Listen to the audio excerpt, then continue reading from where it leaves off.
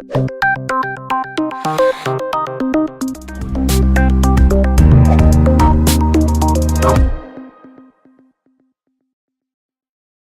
vous accueillir ce soir pour une soirée exceptionnelle en présence de Ali Ben Makhlouf, qui est notre invité et qui va nous parler de philosophie. Alors, on se doutait que cette soirée aurait un succès certain, et d'ailleurs, c'est pour cela que nous avons sollicité notre ami Jalil Jebihi pour utiliser les espaces absolument merveilleux du Pullman, et je le remercie pour son accueil, pour cet espace, ce buffet qu'il vient de nous offrir pour permettre de passer cette soirée avec l'estomac rempli et donc les idées claires.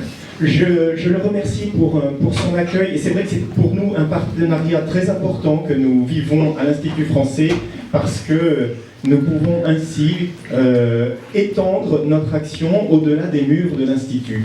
Donc, merci Jalil pour cet accueil. Merci à vous tous d'être présents. Si on m'avait dit que la philosophie ferait salle comble, qu'on allait presque refuser du monde, j'aurais été un peu surpris, mais pourtant vous le prouvez ce soir, c'est formidable.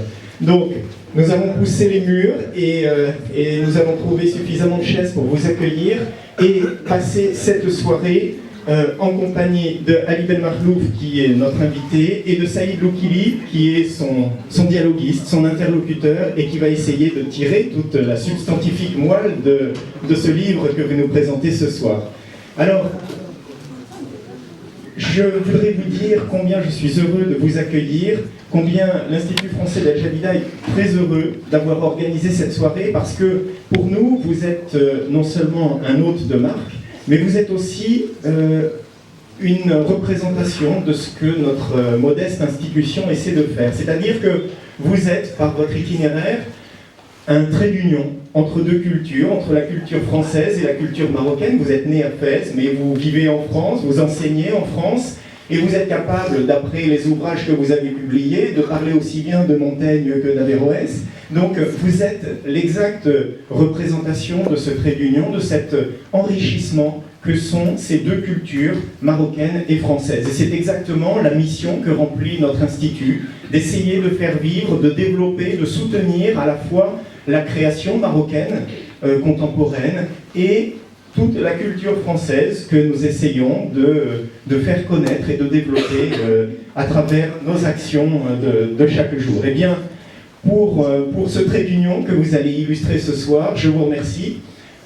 Je trouve que je vous ai dit trop de compliments, il faut aussi que je vous fasse une critique.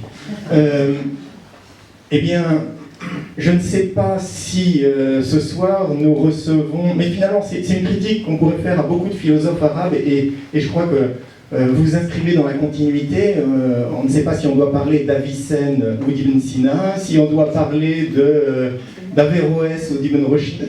Eh bien, je ne sais pas si ce soir nous recevons Monsieur Ben Makhlouf, comme on dit en France, ou Monsieur Ben Makhlouf, comme on dit ici. À vous de me dire qui est ici chez nous ce soir. Eh bien, je laisse ce point d'interrogation et je vous dis vraiment à tous et à vous, notre invité, merci beaucoup et très bonne soirée. Nous avons un invité de marque. Généralement, vous êtes des habitués à des soirées littéraires, mais cette fois, c'est pour la première fois qu'on reçoit un homme de pensée, un homme de logique, un homme qui traite un sujet très important, qui est pourquoi lire les philosophes arabes. Alors, Ali Ben Makhlouf, vous n'êtes vraiment pas à présenter. Vous êtes donc logicien, mathématicien. Vous êtes aussi un homme de philosophie, de sagesse. Vous êtes également un homme de terrain. Vous avez opéré dans plusieurs instances internationales. Mais vous êtes parvenu à la sagesse suprême de considérer que la philosophie, ça se partage, et que savants et non-savants se rencontrent dans une sorte de modestie face à la vérité. Voilà donc pour cette... Alors, nous avons décidé de faire de cette soirée-là une sorte de conversation pour ne pas trop peser, le but pour lequel nous sommes là, c'est de présenter le livre de Ali ibn Makhlouf, Pourquoi lire les philosophes arabes. Bonne question. Alors, je vais vous raconter une petite anecdote peut-être. En me penchant sur ce livre-là, j'étais en train de lire ce livre, et ma fille de 6 ans est entrée et me dit « Bon, ça fait 2 semaines que tu travailles sur ce monsieur, il paraît qu'il est très intéressant. Mais ne voyez-vous pas qu'il ne fallait pas un point d'interrogation ?» Et donc, moi ça m'intéresse, ça m'a interpellé. Pourquoi pas un? Et effectivement, il y a deux types de leurres dans ce titre-là. Alors, quand on lit ce titre, on a l'impression que c'est encore un texte qui va nous ramener à un cercle identitaire qui va essayer de territorialiser encore une fois sur un plan identitaire et il va défendre la philosophie arabe. Ça, c'est une première découverte pour moi, parce que quand on finit le texte, on découvre que ce n'est pas un livre sur la philosophie arabe, mais c'est un livre qui est sur la philosophie universelle. Pour moi, personnellement et modestement, ce livre aurait pu s'intituler « Que gagnerait la pensée universelle à reprendre dans son giron la philosophie arabe ?» C'est une question, parce qu'on part plein de questions, et puis on arrive à la conclusion que finalement, c'est une philosophie qui cherche le savoir, qui nourrit cette volonté de savoir, et qu'elle l'a fait tout aussi bien que d'autres philosophies. Donc, au fait, c'est un héritage oublié. Alors, une fois qu'on passe la première page, il y a également une autre « Pourquoi et comment lire les philosophes arabes ?» Il y a donc le « comment » qui va surgir tout à l'heure, et nous avons avec nous c'est Ali ibn Makhlouf qui va nous éclairer sur cela. C'est un livre sans faire trop de longueur, qui arrive dans un temps un peu trouble. Hein. C'est courageux d'écrire un livre sur la philosophie arabe dans un temps trouble. Alors ce n'est pas un texte également sur la philosophie, la pensée, de la religion, etc. Loin de là. Donc il traite plusieurs domaines en partant de notre relation du corps, d'accord, avec la gouvernance, en allant vers une certaine universalité. Voilà donc ce que je peux dire en tant que profane de cela. Et on posera la question à Ali ibn Makhlouf, comment l'idée est-elle venue d'écrire ce livre? Merci beaucoup pour votre lecture généreuse. Merci, monsieur le directeur, monsieur Ortebis, pour votre invitation. Merci à l'assistance d'être là, monsieur le gouverneur. Votre fille a posé une très bonne question. Il est vrai qu'après un pourquoi, on met un point d'interrogation. Mais il y a un autre usage du pourquoi quand on dit « c'est pourquoi je suis venu ». Monsieur Ortebis, vous m'avez invité, c'est pourquoi je suis venu. Donc en réalité, le pourquoi donne aussi les raisons et les causes. C'est pas la même chose. Les raisons et les causes, pourquoi on fait telle ou telle chose. Et alors, passer ce premier élément de syntaxe, si je puis dire, plus sérieusement, vous avez soulevé une question importante. Vous avez dit que, a priori, le livre se présente comme un confinement d'une philosophie dans une tradition particulière, et qu'en réalité, il y a un enchevêtrement, un croisement de plusieurs autres traditions. Alors permettez-moi de m'expliquer sur ce point, parce que je crois qu'il est important.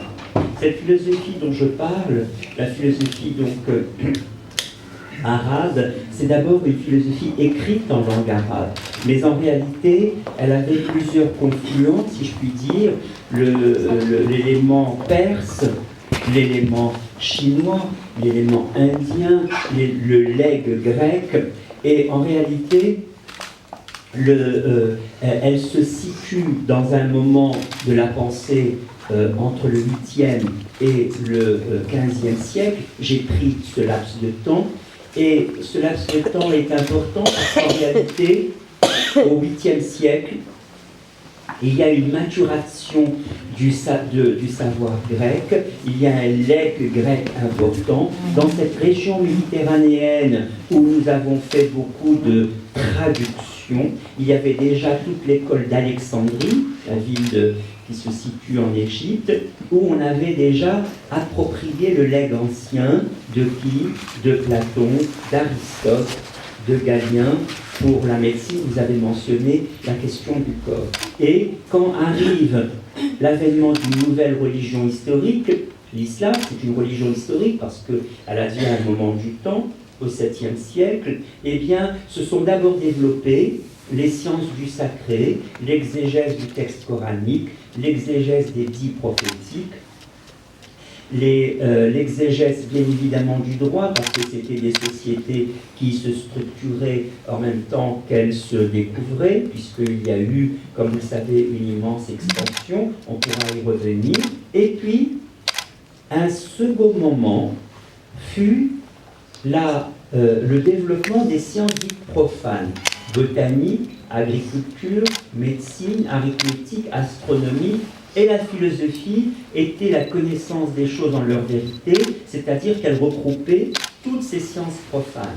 Et nous avons assisté à quelque chose d'hybride chez les philosophes dont je parle, Al-Kindi pour le 9e siècle, Al-Farabi pour le 10e, Avicenne également pour le début du 11e, Al-Razali, Averroès qui reprend le geste philosophique d'inauguration pour la société andalouse au XIIe siècle, et je termine par Ibn Khaldoun au XIVe siècle.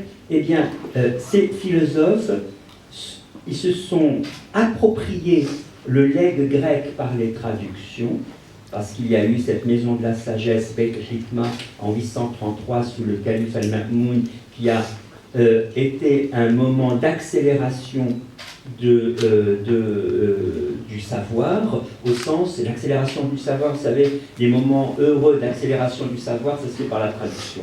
Parce qu'aucune culture ne peut survivre d'une manière isolée s'il n'y a pas l'intercommunication, l'interconnaissance, eh bien une culture ne survit pas. Il n'y a pas de culture isolée.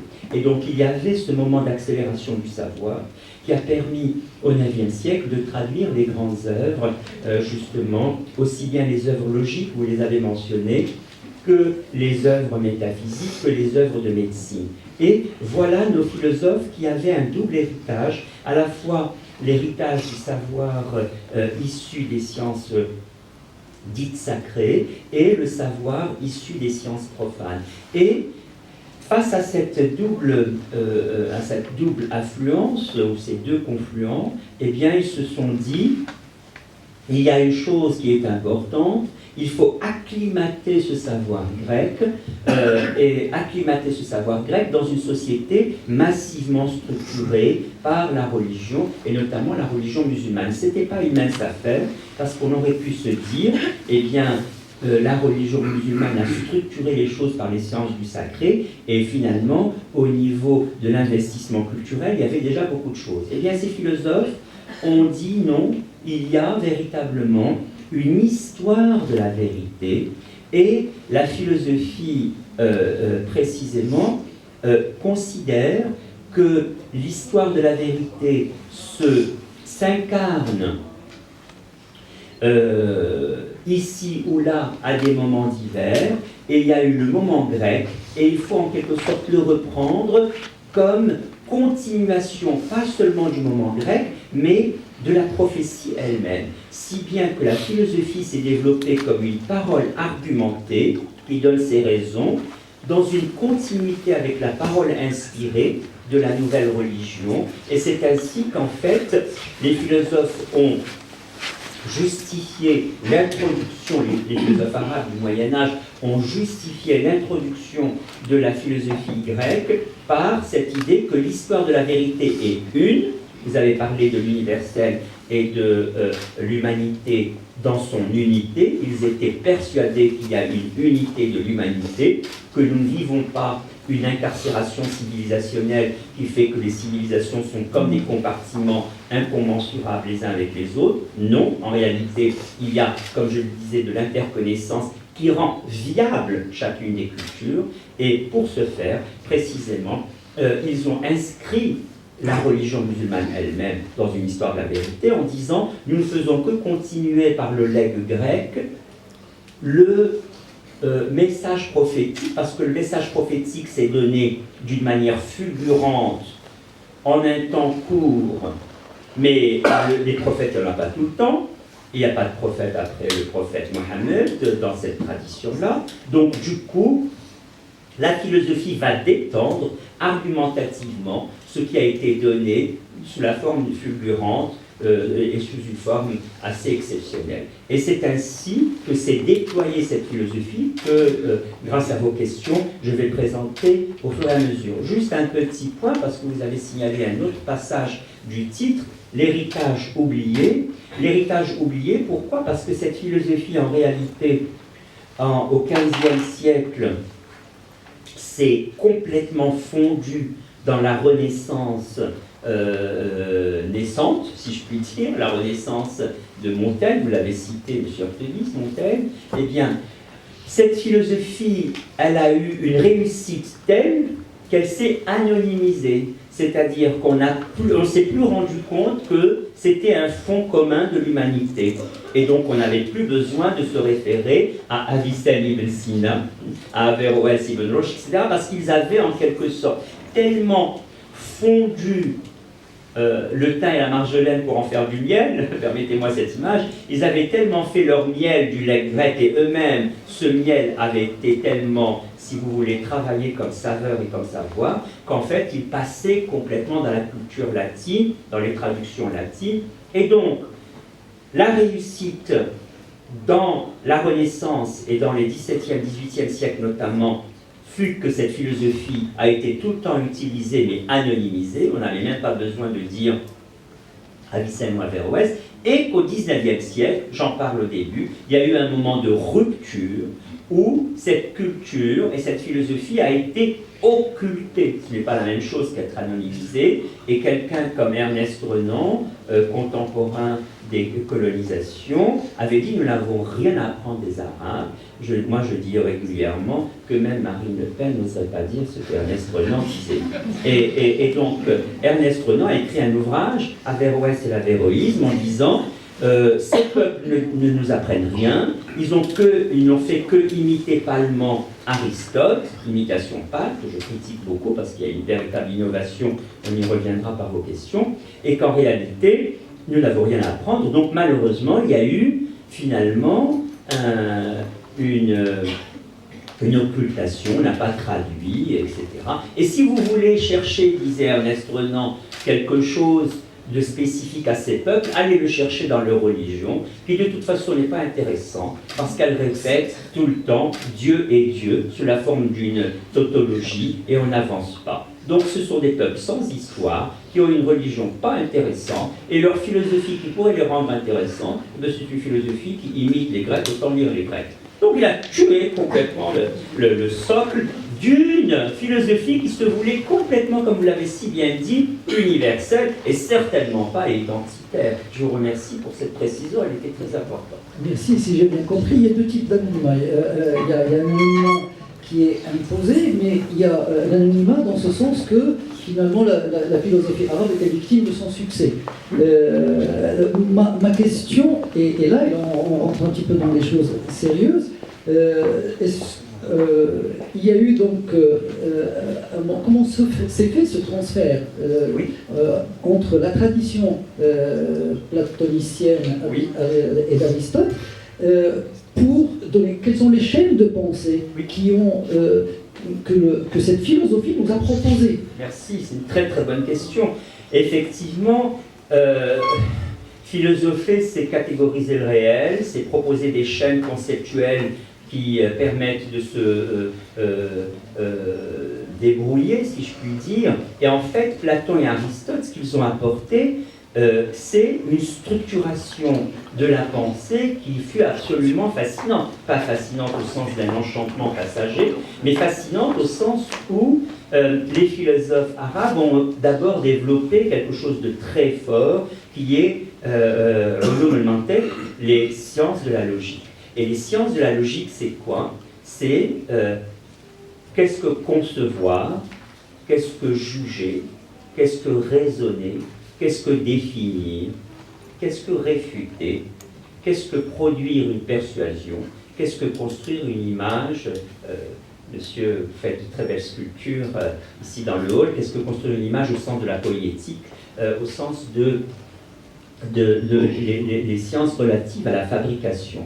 Eh bien, finalement, Aristote a, sur ce que je viens de dénombrer, 8 ouvrages logiques, les catégories sur la conception, l'interprétation sur le jugement, les premiers et seconds analytiques sur le raisonnement, les topiques sur la définition, les réfutations sophistiques sur la réfutation, la politique, la rhétorique sur la fabrication et sur la persuasion. Et nos philosophes, que ce soit Al-Farabi, Avicenne, Averroès, pour ne citer que ces 3 grandes figures, chacun a produit 8 commentaires de ces œuvres-là. On a 24 commentaires, et si vous permettez, plus que 24 commentaires, vous avez pour chacun des textes anciens, vous me demandez comment s'est fait le transfert, vous avez 3 niveaux. Est-ce qu'on s'adresse au niveau terminal ou première année d'université pour nous? Est-ce qu'on s'adresse au master? Est-ce qu'on s'adresse au doctorat? Donc il y a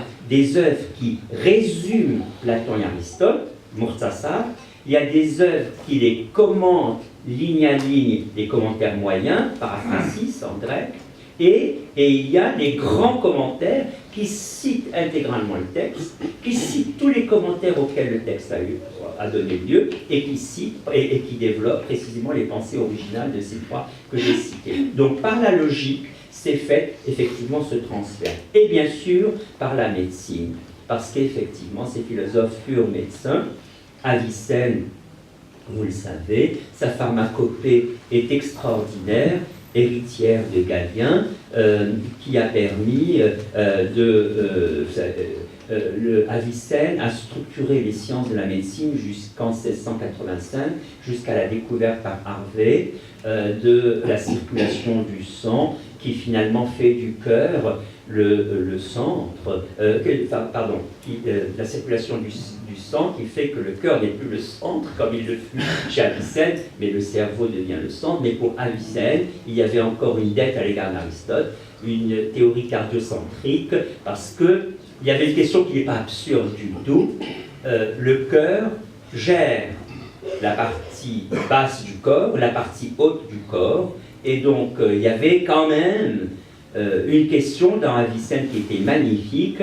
Vous savez pourquoi ces gens-là, quand ils se trompent, s'il n'est jamais une erreur, c'est toujours des erreurs instructives, opératoires dans la pensée. Si le cœur gère le haut et gère le bas, il n'y a pas de problème. Par l'effet de la pesanteur, eh bien, le sang circule vers le bas. Mais comment va-t-il faire exactement remonter? Comment le sang va-t-il remonter? Et il a dit, le cœur est central, parce que je ne peux pas contredire Aristote, mais il délègue ses fonctions au cerveau. C'est extraordinaire. Ça, c'est Avicenne. Alors effectivement, là, voilà comment c'est fait, et je retrace dans mon ouvrage à la fois l'aventure logique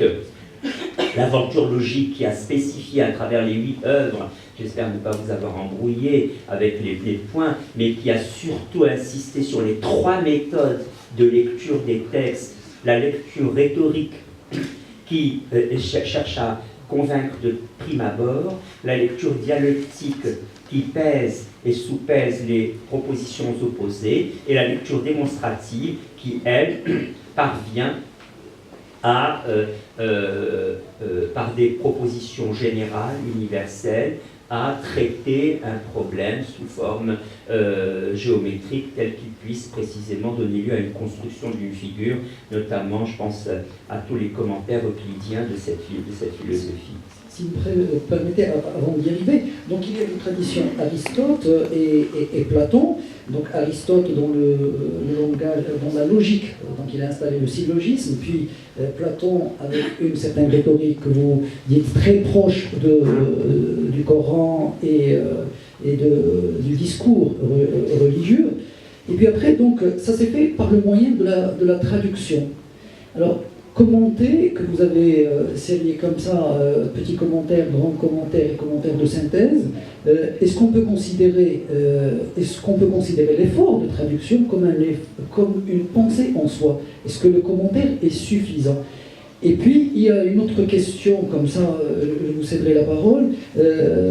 C'est trois dimensions de la pensée qui sont la démonstration, la dialectique et la rhétorique, qui trouvent leur pendant dans la pensée arabe et surtout dans une sourate qui m'a fasciné. C'est quand vous dites il y a une sourate où il y a les trois mots, c'est-à-dire la démonstration, donc qui finit par, c'est la sourate 16 du verset 125. Si vous permettez, je peux la citer en arabe. Bismillahirrahmanirrahim. Ud'u ila sabili rabbika bil hikmati wal maw'izati al hasanah wajadilhum billati hiya ahsan inna rabbaka huwa a'lamu man dhalla 'ani as-sabil wa huwa a'lamu bil muhtadin. Donc vous trouvez que finalement il y a tous ces éléments sont là, mais c'est-à-dire que vous assimilez la démonstration à Burhan, et puis la dialectique à le jadal qui peut être traduit soit par la dispute, soit par la discussion, et puis la rhétorique. Est-ce que, je reprends donc ma question, cette richesse-là qui est déjà dans la pensée humaine, qui est dans la pensée universelle, parce que la vérité est une, puisqu'elle émane de Dieu. Ma question, c'est justement, comment s'est fait ce passage, c'est-à-dire entre ces trois moments de démonstration dialectique et rhétorique, et puis qu'ont apporté les philosophes et les penseurs arabes dans... Merci. Bon, c'est une question très importante, effectivement, qui est un des points centraux de mon livre. Quand vous avez à défendre une pratique que votre propre culture n'a pas initiée. Il se trouve que la pratique grecque, vous l'avez dit, c'est la pratique aristotélicienne et platonicienne sous la forme des mythes et des allégories, aristotélicienne sous la forme du syllogisme, du raisonnement. Eh bien, quand précisément votre culture est une culture qui n'a pas produit ce syllogisme-là, comment allez-vous justifier cette pratique philosophique ? Et la justification de cette pratique philosophique, c'est tout simplement d'aller chercher dans le texte coranique les termes, comme vous l'avez fait, qui finalement ont une valeur directement philosophique. Et le verset 125 que vous avez cité, il y a le mot sagesse, il y a le mot exhortation et il y a le mot dispute. Or, si Averroès, justement, ce qu'il indique, c'est que avec l'exhortation, eh bien, c'est toute la dimension rhétorique, où vous donnez un conseil, où vous faites une illustration, où vous donnez un exemple, c'est le domaine de la rhétorique, l'exhortation. La dialectique, discuter avec de la bonne façon, dit le Coran. Averroès répond, ben oui, parce qu'effectivement, il y a deux dialectiques. Il y a la dialectique qui nous permet d'avancer dans l'idée qu'on va partager un savoir commun, qui va être un savoir de liaison dans notre société, qui va nous pacifier nos relations. Ça, c'est la bonne dialectique, le débat qui arrive à une prémisse commune. Et il y a la mauvaise dialectique qui divise les individus, qui n'est que de la polémique au sens où on finit par dire on n'est pas d'accord, on va s'étriper. Et là, c'est vraiment pas la bonne dialectique. Et souvent, c'est la dialectique productrice de sectes.